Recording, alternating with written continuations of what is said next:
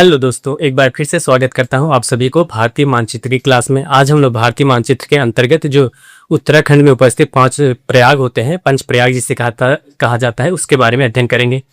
जो पंच प्रयाग होता है, किन नदियों के संयोग से कह सकते हैं, किन नदियों के मिलन से कौन सा प्रयाग बनता है और उनका कौन सा क्रम होता है, ऐसे ही हम बिंदुओं के बारे में आज के सेशन में जानने का प्रयास करेंगे। देखिए, यहाँ से अगर आपसे क्वेश्चन पूछा जा सकता है, कई तरीके से क्वेश्चन पूछा जा सकता है। एक तो क्वेश्चन पूछा जा सकता है, आपको एक क्रम बताइए कि पहले ऊपर कौन सा प्रयाग है, फिर उसके बाद नीचे कौन सा प्रयाग है। कह सकते हैं उत्तर से दक्षिण का क्रम पूछ सकता है। ये किस प्रयाग से है, कह सकते हैं किस प्रयाग पे कौन सी नदी के सम्मिलन से कौन सा प्रयाग बनता है। ऐसे महत्वपूर्ण क्वेश्चन पूछे जाते हैं। इससे इसको भी देखेंगे, साथ ही साथ ये भी इसको याद करने का आसान ट्रिक भी हम लोग आज की क्लास में बात करेंगे। देखिए, उत्तराखंड के जो 5 प्रमुख प्रयाग होते हैं, उनके बारे में जानने से पहले एक बार हम लोग जान लेते हैं वह किस हिमालयी क्षेत्र में अवस्थित हैं। देखिए, अगर हिमालय की बात की जाए तो हिमालय के अगर विभाजन जो होता है प्रादेशिक कह सकते हैं, प्रादेशिक रूप से अगर विभाजन किया जाए तो हिमालय को 4 भागों में विभाजित किया गया है। पहला जो होता है पंजाब हिमालय होता है, दूसरा जो कुमाऊं हिमालय होता है, तीसरा नेपाल हिमालय और चौथा जो होता है असम हिमालय होता है। इस जो कह सकते हैं हमारा जो पंच प्रयाग है या उत्तराखंड राज्य जो अवस्थित होता है वह कुमाऊं हिमालय में अवस्थित है। क्या है? कुमाऊं हिमालय में अवस्थित होने के कारण इसकी अगर बात की जाए जो कुमाऊं हिमालय है किन किन 2 नदियों के बीच में अवस्थित है, तो ये होता है सतलज और काली नदी के बीच में ये कुमाऊं हिमालय हमारा अवस्थित है।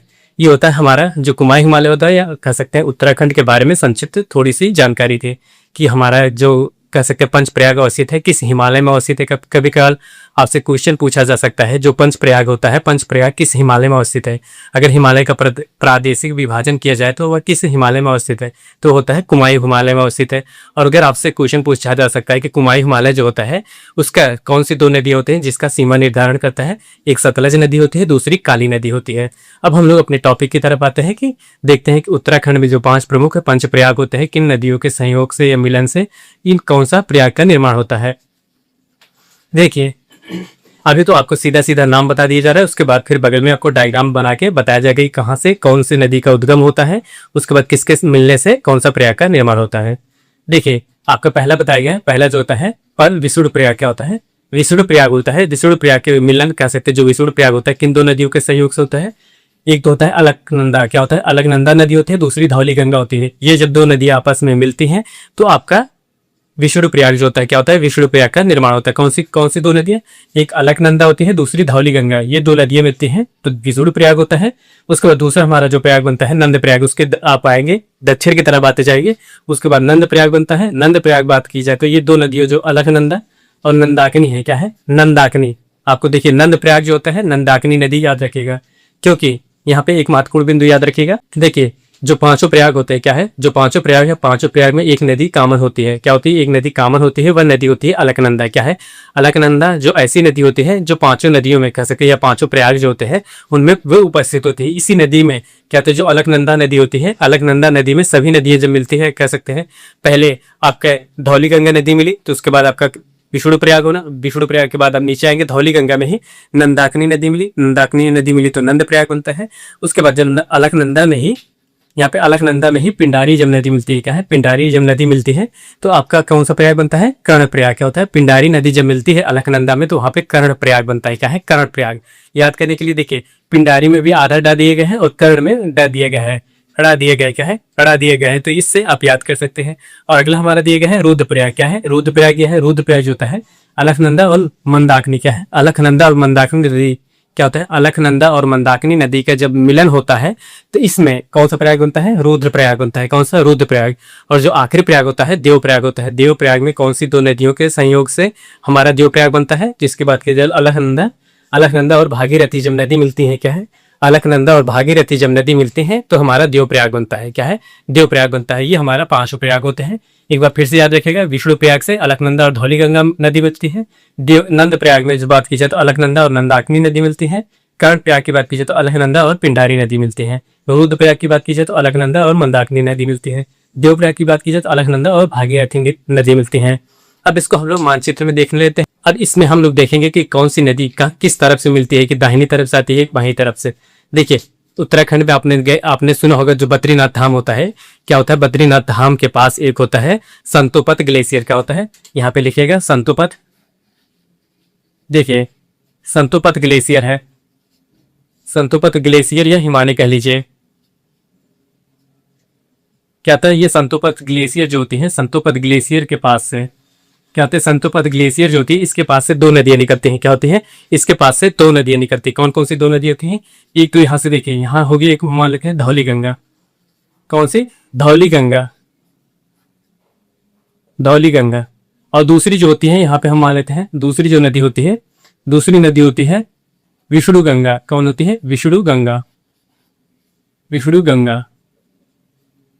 जी थी। ये दोनों नदी जब सम्मिलित होंगी, कह सकते हैं दोनों नदी के मिलने से कौन सा प्रयाग बनेगा?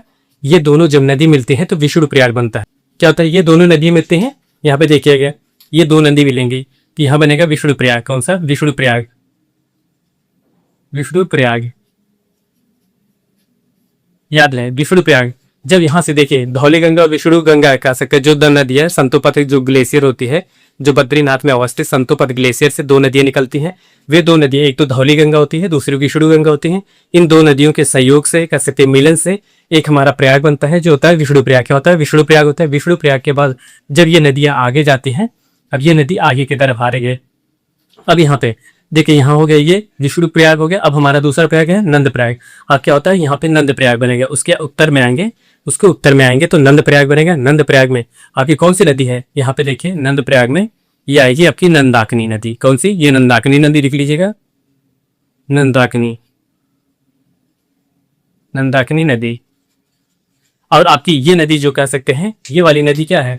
इस नदी का नाम आपका, आप याद रखिए, में जो आपकी यहां से निकलती है इसके नाम हो गया अलकनंदा, अलकनंदा।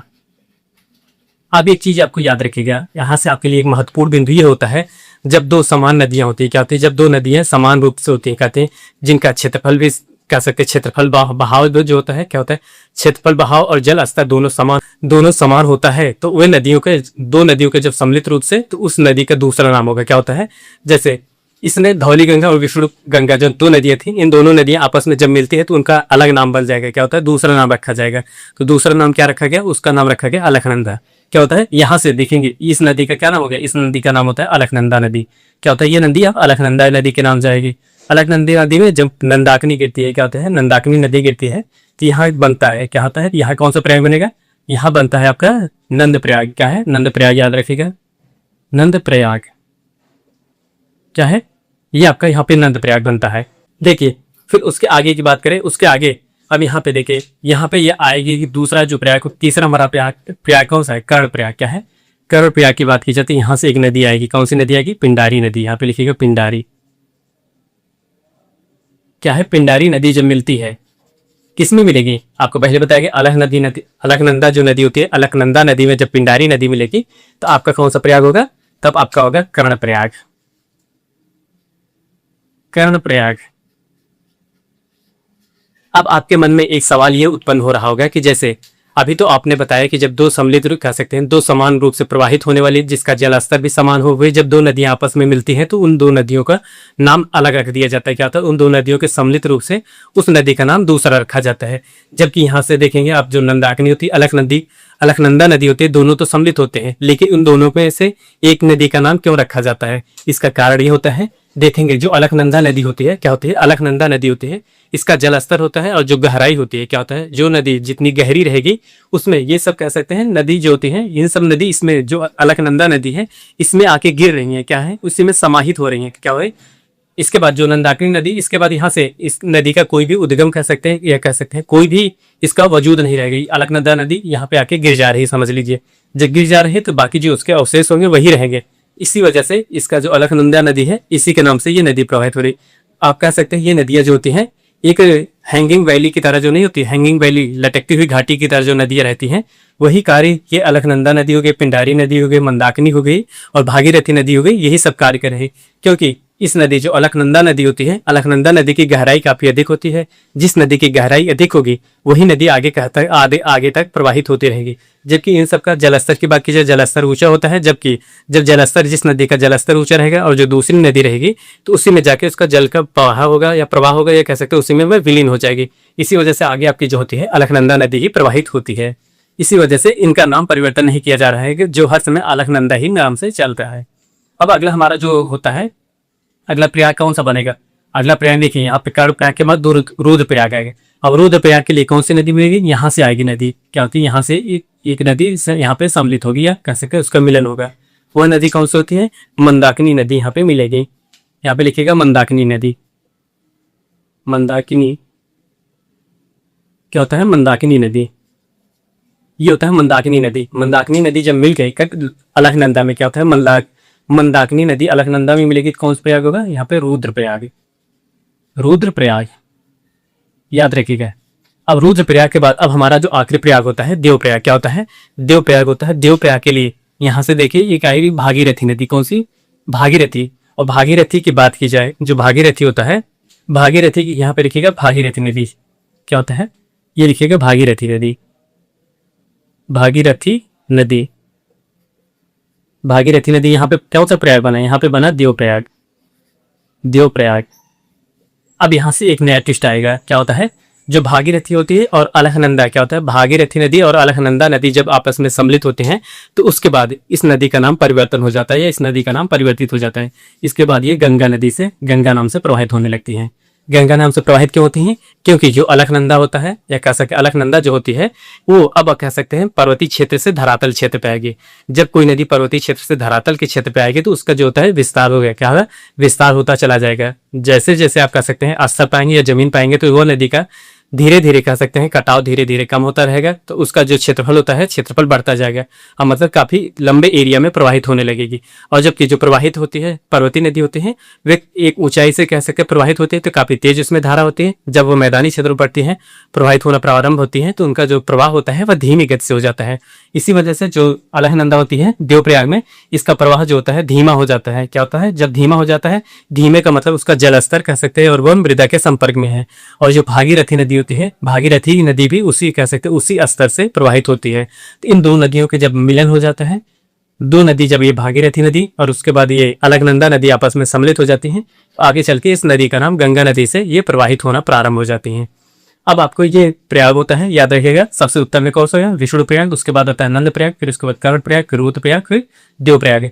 अब इसको याद कैसे करेंगे, देखिए आप अभी आपको बताया कि ये कहाँ से निकलती है। ये जो विष्णु प्रयाग होता है, विष्णु प्रयाग का मतलब आप मान लीजिए इनको कृष्ण, ये कह सकते हैं जो विष्णु होते हैं, विष्णु भगवान है, विष्णु भगवान के ही कह सकते हैं जो दूसरे रूप होते हैं, विष्णु भगवान के जो दूसरे रूप होते हैं, नंद कह सकते हैं, नंद जी कह सकते हैं, नंद या कृष्ण कह सकते हैं। क्या है, कृष्ण कहते हैं। कृष्ण को जो होता है देखेंगे, जो भगवान होते हैं विष्णु भगवान मान लीजिए, इनको कृष्ण भगवान मान लीजिए, या नंद जो होते हैं, नंद की बात की जाए तो वे कृष्ण ही है। ये जितने भी कह सकते हैं देखेंगे इनके कान में कुंडल रहती है, क्या होते हैं, कुंडल रहती है, इस वजह से वे कर्ण प्रयाग हो जाएगा। अब इन देखेंगे जितने भी देवता रहेंगे उनके गले में रुद्राक्ष रहती थी, क्या होती थी, रुद्र प्रयाग याद रखें। और यहाँ पे देखिए जब ये सभी सम्मिलित हो जाएंगे तो उनको कह सकते हैं एक उस तरीके से, तो वे अपने आप को देव के रूप या कह सकते हैं देव रूप धारण कर लेंगे। ये होता है हमारा जो पंच प्रयाग होता है।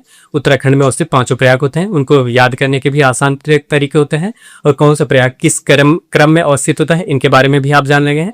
और इसी तरह मानचित्र से संबंधित ऐसे ही महत्वपूर्ण वीडियो के साथ हम लोग रोजाना उपस्थित रहते हैं। आप हमारे चैनल पे विजिट करिए और अपनी प्रतियोगी परीक्षा में जो जिस भी प्रतियोगी परीक्षा को दे रहे हैं उसमें अपना एक कह सकते हैं अपनी दावेदारी सुनिश्चित करें। ऐसे ही इंटरेस्टिंग वीडियो के साथ रोजाना मिलते रहेंगे। मिलते हैं नेक्स्ट वीडियो में, तब तक के लिए धन्यवाद। आप हमारे चैनल पर नए हो तो चैनल को लाइक और शेयर सब्सक्राइब अवश्य कर लें, ताकि ऐसे ही इंटरेस्टिंग वीडियो आप रोजाना देख सकें और अपने नॉलेज में इजाफा कर सकें। Thank you.